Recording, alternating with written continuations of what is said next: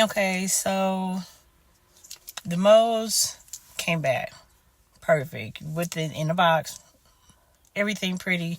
This is looks exactly what my mouth is. I'm embarrassed, but it changed my life. I swear to God. My teeth. I got the top and the bottom. I'm about to pop these in for you. See?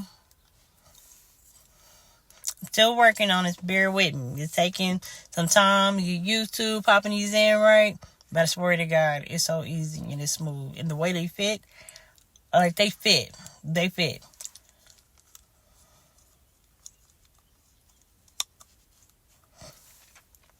And then yeah, I love it. I feel so much confident. I really had a good support system with the whole thing because nobody was more concerned about it more than me. Because I know what I look like. You know what I mean? I know how it makes me feel.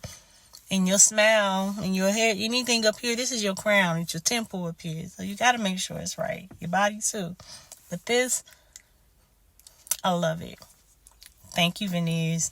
I would highly recommend you to anybody. Baby, I'm telling you.